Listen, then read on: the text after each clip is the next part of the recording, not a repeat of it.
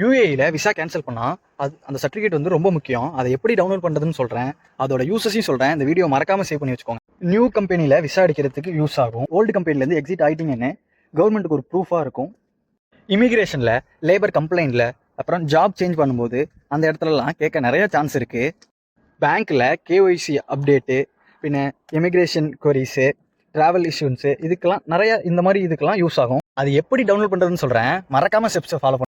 க்ரோமில் போயிட்டு UAE ICP smart சர்வீஸ்ன்னு இது பண்ணால் ஃபைல் வேலிடிட்டின்னு சர்ச் பண்ணோன்னா அதில் போயிட்டு அதில் இதோட டீட்டெயில்ஸ் வரும். இதில் உங்களோட பாஸ்போர்ட்டுன்னு சேஞ்ச் பண்ணிவிட்டு உங்களோட பாஸ்போர்ட் டீட்டெயில்ஸ் கொடுத்தீங்கன்னா ஒரு பேஜ் போகும். பாஸ்போர்ட் டீட்டெயில்ஸ்லாம் கொடுத்து உள்ளார போனீங்கன்னா இந்த மாதிரி உங்களோட ஃபைல் ஸ்டேட்டஸ் வந்து ஆக்டிவான்னு கட்டும். நான் கேன்சலேஷன் பண்ணல, அதனால் என்னோடது ஆக்டிவ்னு காட்டுது. கேன்சல் பண்ணியிருந்தீங்கன்னா அந்த இடத்துல கேன்சலேஷன் வரும். ஃபைல் டவுன்லோட் பண்ணிக்கலாம். இங்கே வியூ மை ஓல்டு ஃபைல்ஸ்ன்னு இருக்கும். இதனோட விசிட்டிங்கோட டீட்டெயில்ஸு எல்லாமே டீட்டெயில்ஸாக இதிலே வந்துடும். இந்த வீடியோ யூஸ்ஃபுல்லாக இருக்கும்னு நினைக்கிறேன். மறக்காமல் நம்ம பேஜை ஃபாலோ பண்ணிக்கோங்க. இதே மாதிரி வேறு யூஸ்ஃபுல்லான வீடியோஸ்க்கு. தேங்க்யூ.